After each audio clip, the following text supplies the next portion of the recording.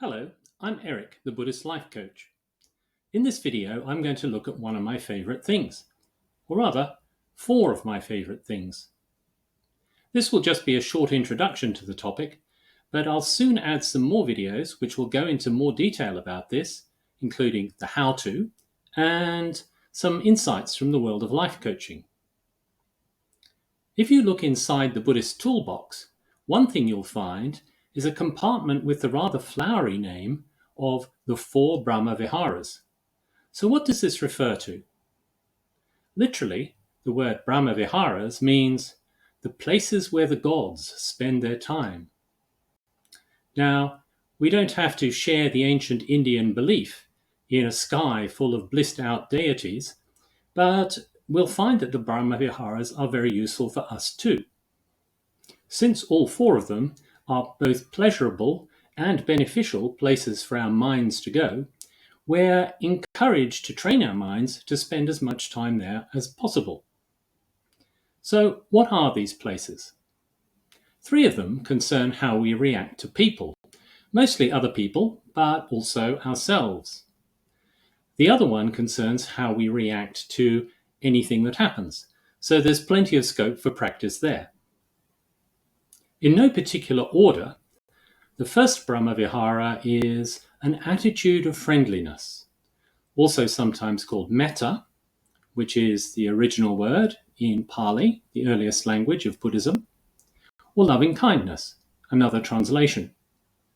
Whichever expression you choose, this one is about interacting with people with an attitude of kindness, friendliness, and positivity. We aim to let go of our trust issues, our negative prejudices, and our skepticism about our fellow beings, and replace that with openness, curiosity, and appreciation of those we come into contact with. If that sounds nice to you, well, you're right, it is. Second on our list is an attitude of compassion. Unfortunately, this is a word which carries a certain amount of confusion and baggage, but once we cut through that, we'll find that true compassion can be a very potent tool on our path. Like friendliness, compassion is about how we respond to people.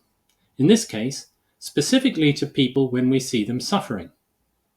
Now, choosing to see other people suffering doesn't sound very pleasant, and some of us find that very challenging, and it brings up feelings of anger or sadness in us.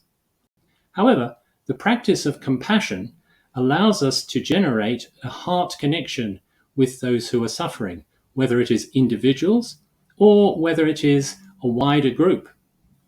In the Tibetan tradition, compassion is particularly valued, and it's seen as one of the best tools we have. The Pali word for compassion is karuna, but you don't hear it very often, maybe because people find it a bit hard to pronounce. The third Brahma Vihara is the one that receives the least attention, but if you explore it a bit, you'll soon find how it got onto the list and how it could be helpful. Unlike the other three, it doesn't translate neatly into a single English word, so I usually use the Pali word mudita. What this means is delight at the happiness or success of others. So the practice of mudita gives you a quick hit of joy each time that something good happens to someone around you. Perhaps even more importantly, mudita is the exact opposite and the deadly enemy of that horrible, pervasive monster, envy. So if you are infected with that, you'll find the practice of mudita could be the perfect antidote. Last but not least is an attitude of equanimity, or upekkha in Pali, if you're developing an affection for Pali. Equanimity is non-reactivity towards what happens to us. And since our often very negative reactions are the gateway to a lot of our suffering, we can see that practicing equanimity could be a good way to reduce our unhappiness. Now, if you're one of those passionate, thrill-seeky people, the word equanimity might sound awfully flat.